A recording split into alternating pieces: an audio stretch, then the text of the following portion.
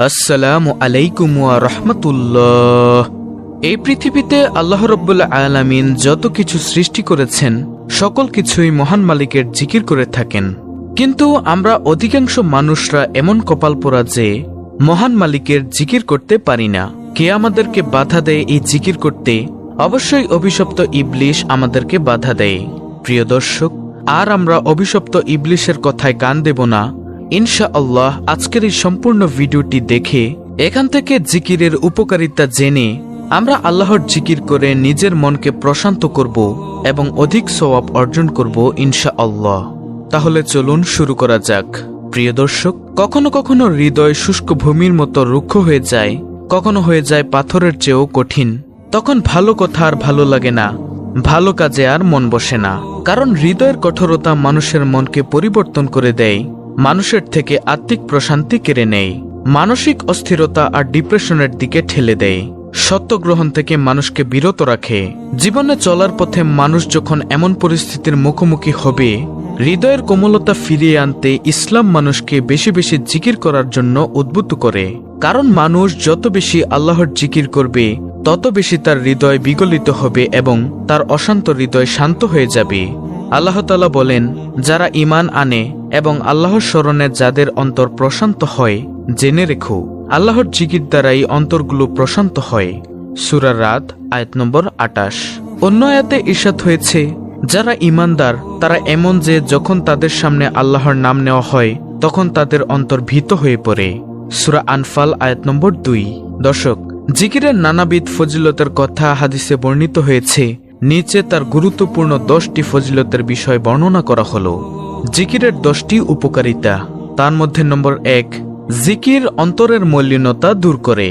শয়তান মানুষকে পাপ কাজে লিপ্ত করে আর পাপের কারণে মানুষের অন্তর মলিন হয়ে যায়। জিকিরের মাধ্যমে হৃদয়ের এই মলিনতা দূর হয়ে যায়। রাসূলুল্লাহ সাল্লাল্লাহু আলাইহি ওয়াসাল্লাম বলেন, প্রত্যেক বস্তু পরিষ্কার করার উপকরণ আছে আর অন্তরের ময়লা পরিষ্কার করার উপকরণ হলো আল্লাহর জিকির। দলিল আত-তারগিব ওয়াত তাহরিব। প্রিয় দর্শক, 10টি উপকারিতার মধ্যে নম্বর 1 গেল, এখন হচ্ছে নম্বর 2। দ্বিতীয় নম্বর উপকারিতা হলো আল্লাহর জিকিরকারীকে স্মরণ করেন, প্রতিদান দেন। যে আল্লাহর জিকির করে মহান আল্লাহ তার জিকিরের জবাব দেন এবং তার প্রতিদান দান করেন। রাসূল সাল্লাল্লাহু আলাইহি ওয়াসাল্লাম বলেন, আল্লাহ তাআলা বলেন, আমি বান্দার সঙ্গে এমন ব্যবহার করি যেমন সে আমার প্রতি ধারণা রাখে। সে যখন আমাকে স্মরণ করে আমি তার সঙ্গে থাকি।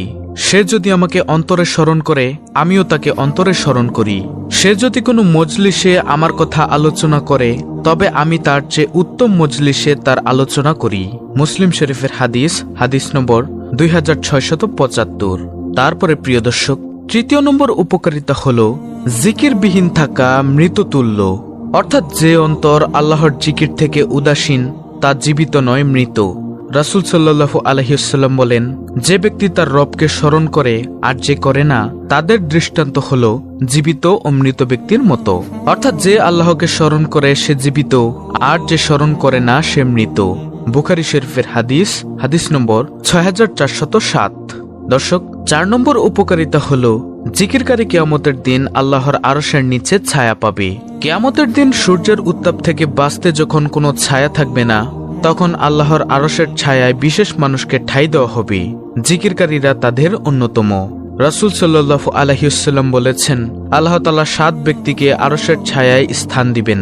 তাদের মধ্যে একজন হলেন ওই ব্যক্তি যে একান্তে আল্লাহ তাআলাকে স্মরণ করেছে, অর্থাৎ জিকির করেছে এবং তার চোখ থেকে অশ্রু প্রবাহিত হয়েছে।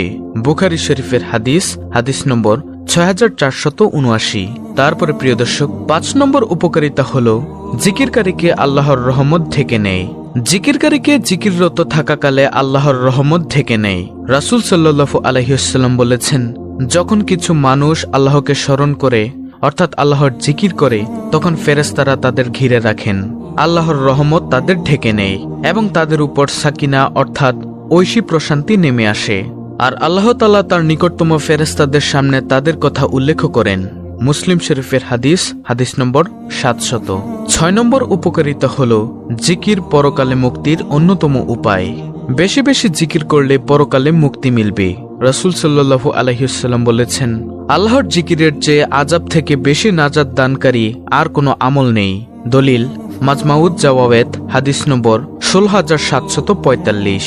তারপরে 7 নম্বর উপকারিতা হলো জিকিরের দ্বারা গুনাহ মাফ হয়। জিকিরের দ্বারা মহান আল্লাহ বান্দার গুনাহ মাফ করে দেন এবং পাপকে পুণ্য দিয়ে পরিবর্তন করে দেন।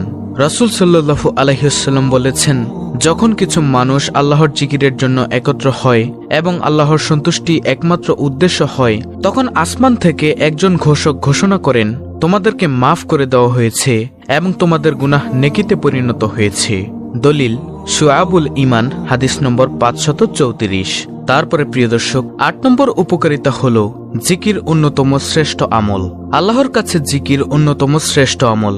আবু দারদা রাদিয়াল্লাহু তাআলা আনহু বলেন, রাসূল সাল্লাল্লাহু আলাইহি ওয়াসাল্লাম বলেছেন, আমি কি তোমাদের এমন একটি জিনিসের কথা বলবো না যা তোমাদের সব আমলের চেয়ে শ্রেষ্ঠ, তোমাদের রবের কাছে সবচেয়ে পবিত্র, তোমাদের মর্যাদা আরো বৃদ্ধিকারী, আল্লাহর রাস্তায় সোনা রূপা খরচ করা থেকে এবং জিহাদের ময়দানে শত্রুর প্রাণ নেওয়া ও শত্রুর হাতে প্রাণ দেওয়া থেকেও উত্তম? সাহাবারা বলেন, অবশ্যই বলুন। তিনি বলেন, তা হলো আল্লাহর জিকির। 9 নম্বর উপকারিতা হলো জিকিরকারীর সঙ্গে আল্লাহর রহমত থাকে। রাসূল সাল্লাল্লাহু আলাইহি ওয়াসাল্লাম বলেন, আল্লাহ তাআলা বলেন, বান্দা যতক্ষণ আমাকে স্মরণ করতে থাকে এবং আমার জিকিরের কারণে তার ঠোঁট নড়তে থাকে, ততক্ষণ আমি তার সঙ্গে থাকি, অর্থাৎ আল্লাহর রহমত তার সঙ্গে থাকে। মুসনাদ আহমদ হাদিস নম্বর 10968। নম্বর 10, জিকির না করার জন্য আফসোস। দুনিয়াতে যে সময়ে জিকির ছাড়া অতিবাহিত হয়, সে সময়ের জন্য পরকালে আফসোস করতে হবে।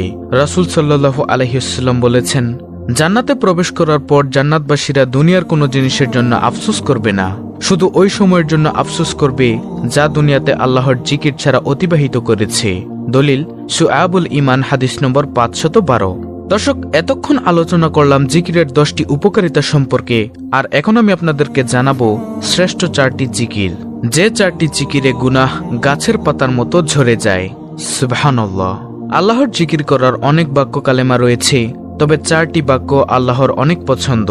এই 4টি বাক্যের মাধ্যমে আমরা আল্লাহ তাআলার পবিত্রতা বর্ণনা করি, তার প্রশংসা করি, তার একাত্মবাদের স্বীকারোক্তি দেই এবং তার বরত্ব সত্যি বর্ণনা করি। এই 4টি বাক্য মানুষের গুনাহগুলোকে ঝরিয়ে দেয়, যেমন শীতকালে গাছের পাতা ঝরে যায়। আবু হুরায়রা রাদিয়াল্লাহু তাআলা আনহু থেকে বর্ণিত হাদিসে রাসূল সাল্লাল্লাহু আলাইহি ওয়াসাল্লাম বলেন, আল্লাহ তাআলা 4টি বাক্য নির্বাচন করেছেন, সুবহানাল্লাহ, আলহামদুলিল্লাহ, লা ইলাহা ইল্লাল্লাহ ও আল্লাহু আকবার। মুসনাদ আহমদ হাদিস নম্বর 8012। আনাস রাদিয়াল্লাহু তাআলা আনহু থেকে বর্ণিত হাদিসে এসেছে, একবার নবী সাল্লাল্লাহু আলাইহি ওয়াসাল্লাম একটি গাছের ডাল ধরে ঝাঁকি দিলেন, কোনো পাতা পড়ল না। তিনি আবার ঝাঁকি দিলেন, এবার কোনো পাতা পড়ল না। তবে তৃতীয়বার ঝাঁকি দেওয়ার পর অনেকগুলো পাতা ঝরল। তখন নবীজি সাল্লাল্লাহু আলাইহি ওয়াসাল্লাম বললেন, নিশ্চয় সুবহানাল্লাহ, আলহামদুলিল্লাহ, লা ইলাহা ইল্লাল্লাহ ও আল্লাহু আকবার বলা বান্দার গুনাহ ঝরিয়ে দেয়, যেমন শীতকালে গাছ তার পাতা ঝরায়। মুসনাদ আহমদ হাদিস নম্বর 12534। বিভিন্ন ব্যস্ততার কারণে নিয়মিত নফল ইবাদত করা অনেকের পক্ষে হয়তো সম্ভব হয় না, কিন্তু যে কোনো জায়গায় যে কোনো মুহূর্তে আল্লাহর প্রশংসায় তার জিকির করা অনেক সহজ। কোনো সময় ক্ষেপণ হয় না, কাজেও ব্যাঘাত সৃষ্টি করে না। এক্ষেত্রে এই জিকিরগুলো আমরা অন্তত করতে পারি, এতে আমাদের অজ্ঞাতে ঘটে যাওয়া বিভিন্ন গুনাহ আল্লাহ তাআলা মাফ করে দিবেন। তাহলে প্রিয় দর্শক, গুনাহ গাছের পাতার মতো ঝরার 4টি আমল হলো শ্রেষ্ঠ 4টি জিকির। তার মধ্যে নম্বর 1, সুবহানাল্লাহ, এর অর্থ হলো আল্লাহ তাআলা অতি পবিত্র। নম্বর 2, আলহামদুলিল্লাহ, অর্থ হলো সব প্রশংসা আল্লাহ তাআলার জন্য। নম্বর 3, লা ইলাহা ইল্লাল্লাহ, অর্থ হলো আল্লাহ তাআলা ব্যতীত সত্য কোনো মাবুদ নেই। নম্বর 4, আল্লাহু আকবার, এর অর্থ হলো আল্লাহ তাআলা অতি মহান। প্রিয় দর্শক, এই 4টি জিকির আপনারা সব সময় করবেন, তাহলেই আমি ভিডিওতে যে 10টি উপকারিতার কথা বলেছি সেগুলো আপনি অর্জন করতে পারবেন এবং আল্লাহ রাব্বুল আলামিন আপনাকে মাফ করে দিবেন ইনশাআল্লাহ। তো প্রিয় দর্শক, এই ছিল আমাদের আজকের ভিডিও, অত্যন্ত গুরুত্বপূর্ণ একটি ভিডিও। ভিডিওটি ভালো লাগলে অবশ্যই চ্যানেলটিকে সাবস্ক্রাইব করে বেল বাটন অল বাজিয়ে দিবেন। ভিডিওটিতে একটি লাইক দিবেন এবং কমেন্টে আমিন লিখবেন এবং অন্য মুসলিম ভাই বোনদের কাছে ভিডিওটি শেয়ার করে দিবেন, যেন তারাও দেখে শিখে আমলগুলো করতে পারে। আল্লাহ রাব্বুল আলামিন আমাদের সকলকে শ্রেষ্ঠ এই 4টি জিকির প্রতিনিয়ত পাঠ করার তৌফিক দান করুন। আমিন।